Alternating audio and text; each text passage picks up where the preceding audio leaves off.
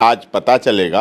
आज जब कोर्ट में सुनवाई होगी तो निश्चित तौर पर जब ये सब चीजें सामने आएंगी, नहीं जेल से क्यों नहीं निकलेंगे? जेल में बंदा और पेट में बच्चा निकलता एक दिन जरूर है। ऐसे राज्य में उसकी सुनवाई हो जहां की कोई एफआईआर ना हो, जिससे कोर्ट बायस्ड ना हो, सरकारी सिस्टम से अलग हो, कोर्ट हो उस सरकार के दबाव में काम ना करे। हत्या एक पत्रकार की वजह से क्यों होगी? क्या एक सैनिक के बेटे का खून इतना खराब हो सकता है, डीएनए इतना खराब हो सकता है कि उस पर राष्ट्रीय सुरक्षा के लिए खतरा पैदा हो जाए? अगर सैनिक अपनी पत्नी के साथ मिलके क्या एक ऐसे बेटे को पैदा करेगा जो देश की राष्ट्रीय सुरक्षा के लिए खतरा पैदा हो जाए? अपना नमक, नाम और निशान सैनिक की सबसे बड़ी पहचान होती है। वो नमक, नाम और निशान के साथ जीता है। बिहार के जाने माने चर्चित पत्रकार मनीष कश्यप की जो मुश्किलें हैं वो बढ़ती जा रही है, खत्म होने का नाम नहीं ले रही है।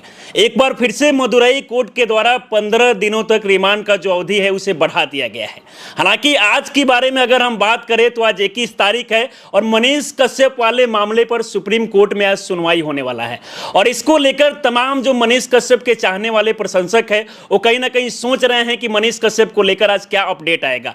इसी मामले पर बातचीत करने के लिए अभी हमारे साथ सुप्रीम कोर्ट के अधिवक्ता एपी सिंह है, जो जाने माने मशहूर वकील है। सबसे पहले सर आपका बहुत बहुत स्वागत है। जी धन्यवाद। अभी जो सर फैसला निकल कर आया है मदुरई कोर्ट से कि मनीष कश्यप को लेकर रिमांड का जो अवधि है उसे 15 दिनों तक बढ़ा दिया गया है, तो आपको क्या लगता है मनीष कश्यप की मुश्किलें बढ़ती जा रही है? अब उससे ये साफ जाहिर पे हो रहा है कि शायद Tamil Nadu police, Madurai police NSA लगाने के बाद से मनीष कश्यप को अपनी मदर कोर्ट जो कि पटना है, बिहार है, वहां जो ट्रांजिट रिमांड लेके गए थे यहाँ से पटना से, अब उनको वापस भेजने के मूड में ऐसा नहीं लग रहा है। अब नहीं लगता है कि वो बिहार जाएंगे, अब लगता है कि तमिलनाडु के ही जेल में रहेंगे। ऐसा लग रहा है, अभी कह नहीं सकते। आज पता चलेगा।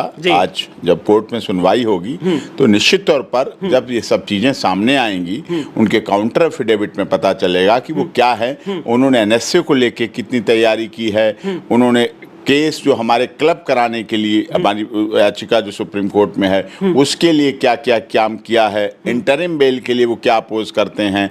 जैसा कि ओपनिंग में जब ये केस सुना गया तब तमिलनाडु सरकार की तरफ से पेश हुए कपिल सिब्बल जी ने कहा कि इनकी वजह से वहाँ हत्याएं हुई।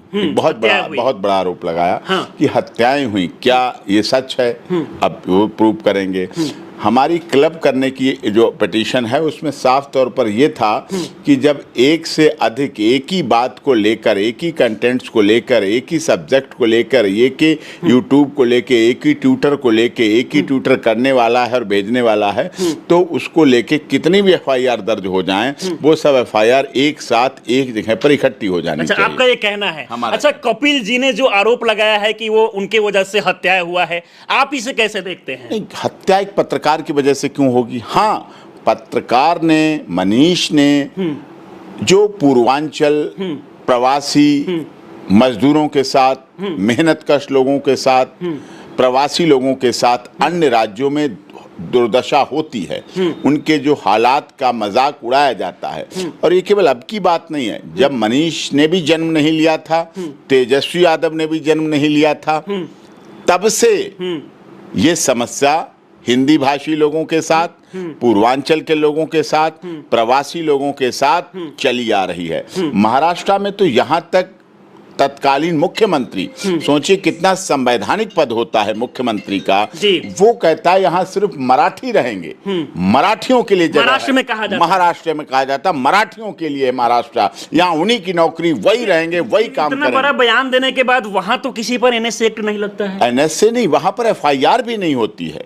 एनएसए एफआईआर छोड़िए, बिहार में भी बिहार के मुख्यमंत्री जो खुद पूर्वांचल, बिहार नहीं, उत्तर प्रदेश, छत्तीसगढ़, झारखंड, आसाम, मणिपुर, मेघालय, मिजोरम, कहीं भी कोई एफआईआर नहीं होती है ऐसा बोलने वाले लोगों के खिलाफ। अब ये मामला जो है सुप्रीम कोर्ट में चला गया। इससे पहले भी सुनवाई हुआ तो उसमें जो है तमाम राज्य में जहां पर मनीष कश्यप पर एफआईआर दर्ज हुआ उनको नोटिस भेजा गया है। और आज एक बार फिर से सुनवाई हो रहा है, तो ये बताइए कि आज किस मैटर को लेकर सुनवाई हुआ? क्या आज जो हमारी याचिका, इसमें अभी क्या याचिका है कि सारे केसों को क्लब कर दिया जाए, सारे तमाम राज्य में जो एफआईआर दर्ज हुआ उसको एक कर दिया एफआईआर उनको एक कर दिया जाए। हाँ। और ऐसे राज्य में उसकी सुनवाई हो, मैं कोई राज्य नहीं सजेस्ट कर रहा, ऐसे राज्य में उसकी सुनवाई हो जहां की कोई एफआईआर ना हो, जिससे कोर्ट बायस्ड ना हो, हाँ। सरकारी सिस्टम से अलग हो, कोर्ट हो वो सरकार के दबाव में काम ना करे, निर्भीक, निष्पक्ष, निडर जांच हो, राजनीतिक दबाव के बिना जांच हो जी, इम्पार्शल इन्वेस्टिगेशन हो, स्पीडी इन्वेस्टिगेशन हो, और बहुत सारे केस इकट्ठे ट्रायल हो, और उसको इंटरिम बेल दी जाए। इंटरिम बेल की तब तक, जब तक ट्रायल हो तब तक बेल दी जाए। वो परमानेंट रेजिडेंट है, बिहार का रहने वाला, बिहार का नागरिक है, एक सैनिक का बेटा है। क्या एक सैनिक के बेटे का खून इतना खराब हो सकता है, डीएनए इतना खराब हो सकता है कि उस पर राष्ट्रीय सुरक्षा के लिए खतरा पैदा हो जाए? एक सैनिक का बेटा, अगर सैनिक अपनी पत्नी के साथ मिलके क्या एक ऐसे बेटे को पैदा करेगा जो देश की राष्ट्रीय सुरक्षा के लिए खतरा पैदा हो जाए, अपना सीमा पे लड़ता रहे, अपना सीमा पे संघर्ष करता रहे, अपना राष्ट्रीय ध्वज के लिए लड़ता रहे, अपना भारत माता की जय करता रहे, अपना वंदे मातरम के साथ जीता रहे, अपना नमक, नाम और निशान, सैनिक की सबसे बड़ी पहचान होती है वो नमक, नाम और निशान के साथ जीता है। वैसे व्यक्ति क्या उसका नाम, नमक, निशान इतना खराब हो गया? ये वो सैनिक हैं हमारे देश के जो सीमा पर जब शहीद होते हैं ना, और उनकी पोस्टमार्टम होते हैं, जब उनके लाके पोस्टमार्टम किए जाते हैं तो सारी गोलियां सीने पर मिलती हैं, पीठ पीछे किसी सैनिक की गोली नहीं मिलती। आज को लेकर सर क्या लगता है, बड़ा फैसला मनीष कश्यप के पक्ष में क्या सुप्रीम कोर्ट से आ सकता है? अभी देखते हैं, अभी इस तरह देखते हैं जी, अभी क्या होगा। अभी काउंटर में देखेगी, ऑनरेबल कोर्ट देखेगी। हाँ, हमारी ऑनरेबल कोर्ट ने भी कह रखा है we are also migrant, we are also migrant. उन्होंने यहाँ तक कहा हम भी माइग्रेंट हैं, हिमाचल से हैं ऑनरेबल जस्टिस, बिहार गए, बिहार से माननीय सर्वोच्च न्यायालय में है वो, तो उन्होंने कहा, लाइटली मूड में कहा था पिछली डेट में, ऐसा नहीं कि कोई सीरियस, कि वी आर माइग्रेंट, हम भी माइग्रेंट हैं और सब माइग्रेंट, कोई कहीं है, आप दिल्ली आए तो क्या माइग्रेंट हो गए, हम अगर पटना जाते हैं तो क्या माइग्रेंट, कहने को माइग्रेंट हैं, लेकिन हमारा अधिकार है। हम आसाम के हाई कोर्ट भी जाते हैं, गुवाहाटी भी जाते हैं, तो तमिलनाडु भी जाते हैं, तो मदुरई भी जाते हैं, तो कोयम्बटूर भी जाते हैं, तो सब जगह जाते हैं। फेडरल है हमारा संघीय ढांचा, यही है। अच्छा, आप तो बहुत दिन से कहीं ना कहीं एडवोकेट है और काफी सारे मामले को देख चुके हैं, आज आपको लगता है कि पॉजिटिव, कुछ आपके नजर से एक पॉजिटिव रिस्पॉन्स आ सकता है कोर्ट से? नहीं, देखिए, हमें माननीय अदालत पर भरोसा है, पूरा भरोसा। आपने देखा सुप्रीम कोर्ट में, ऑनरेबल सुप्रीम कोर्ट में 3 दिन किसान आंदोलन चला, मैंने किसानों की तरफ से लड़ा, किसानों की तरफ से लड़ाई लड़ी। पहली बार देश में किसान संगठन सुप्रीम कोर्ट में पहुंचे और वहां 3 दिन बहस चली, लगातार बहस चली, बड़े बड़े वकील सरकार ने हमारे खिलाफ उतारे, लेकिन हमारी जीत हुई। किसान बिल पर स्टे दिया और बाद में मोदी जी ने दरियादिली दिखाई और उन बिलों को रिपील किया, वापस किया। स्वामी चिन्मयानंद प्रकरण शाहजहांपुर हुआ, स्वामी राममूर्ति वर्मा प्रकरण, स्वामी चिन्मयानंद पूर्व गृह राज्य मंत्री थे भारत सरकार, राजनीति का शिकार हुए, शिकायतकर्ताओं को भी हमने बंद हुए, वहां उसमें शिकायतकर्ता भी बंद हुई, कंप्लेनेंट जो थी वो भी बंद हुई। राममूर्ति वर्मा उत्तर प्रदेश सरकार में कद्दावर मंत्री थे, सांसद से, उन पर भी आरोप लगे, सुप्रीम कोर्ट में मामला चला, हमने लड़ा, जीते, न्याय मिला।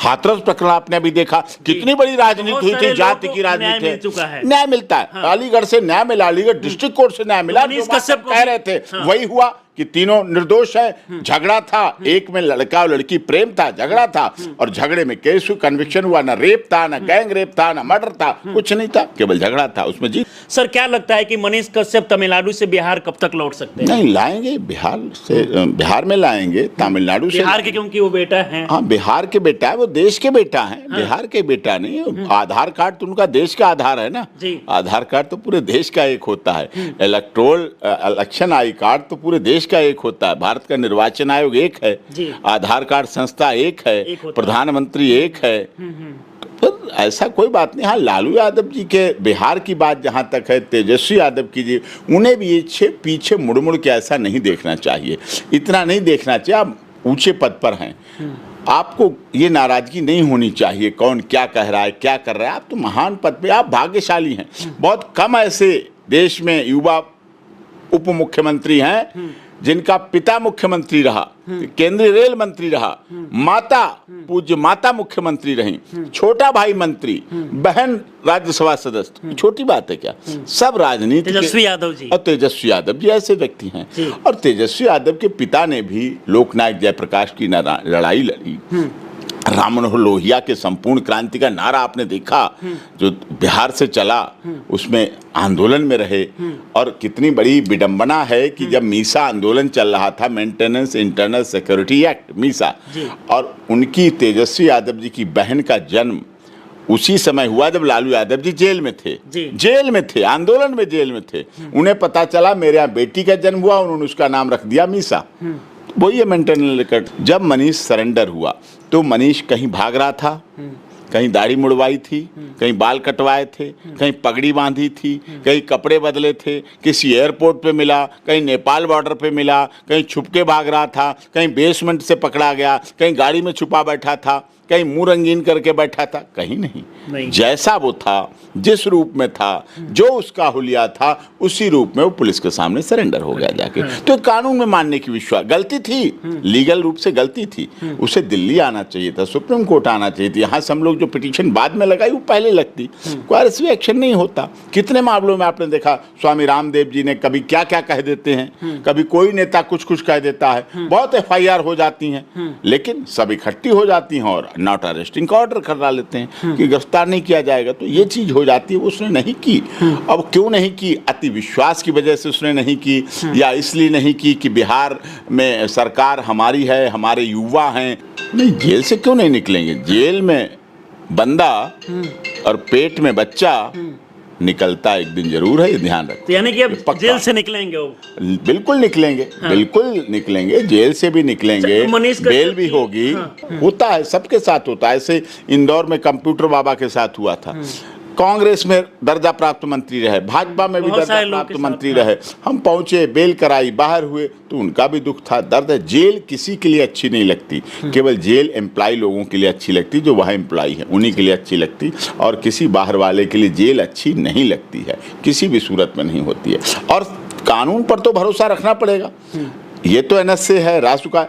संत रामपाल दास जी बरवाला वाले प्रकरण में 950 लोगों पे देशद्रोह लगा दिया गया। 950 लोगों पे देशद्रोह लगा दिया गया। वो क्या कर रहे थे? काम भी क्या कर रहे थे? मानवता भलाई के काम, दहेज रोकना, जाति पात को हटाना, नशा मुक्त समाज बढ़ाना, हटाना, नशा मुक्त को खत्म कर दे, नशा मुक्त समाज ही बनेगा, सारे नशे खत्म करने हैं, दहेज रहित शादियां करनी हैं, कोई आडंबर नहीं, कोई ड्रामा नहीं, कोई सामाजिक कुप्रथाएं नहीं, समाज को सुधारने का काम, बदलने का काम, सत्य का काम, जीव हमारी जाति है, मानव धर्म हमारा, ये नारा लेके चल रहे थे। 950 लोगों पे FIR रजिस्टर्ड कर दी गई। नेपाल के नागरिक जो आए थे भक्ति करने, उनको देशद्रोही बना दिया गया। बच्चे जो छोटे छोटे नाबालिग बच्चे थे, उन पर देशद्रोह का केस लगा दिया। हम लोगों ने केस लड़ा, बेल हुई, बाहर हुए, बच्चे सिद्ध हुए कि जुवेनाइल हैं। टाइम लगता है, समय लगता है, लेकिन जीत होती है। एक दिन सत्य परेशान हो सकता है, पराजित नहीं हो सकता, जीत होगी। चलिए सर, आप हमारे साथ जुड़े, इतनी अच्छी जानकारी दी, इसके लिए आपको बहुत बहुत धन्यवाद। ठीक है, बाकी हमारे साथ सुप्रीम कोर्ट के जाने माने अधिवक्ता AP सिंह बात कर रहे थे। अगर मनीष कश्यप मामले की अगर हम बात करें तो मदुरई कोर्ट के द्वारा जो है 15 दिनों तक रिमांड का जो प्रक्रिया है इसे बढ़ा दिया गया है। हालांकि आज 21 तारीख है और हर प्रशंसकों का कहीं ना कहीं निगाहें टिका हुआ है कि मनीष कश्यप को लेकर आखिरकार आज क्या फैसला आता है। और आज जो है, आज के बारे में अगर हम बात करें, मनीष कश्यप को लेकर तमाम जो राज्य में FIR दर्ज किया गया है, इन सारे मामले को एक करने को लेकर सुनवाई होनी है। तो ऐसे में ये देखना होगा कि आखिरकार सुप्रीम कोर्ट से जो है क्या कुछ फैसला निकल कर आता है। बाकी आप लोग क्या सोचते हैं, अपनी राय हमें जरूर दें। आप हमारे साथ जुड़े रहें। जय हिंद।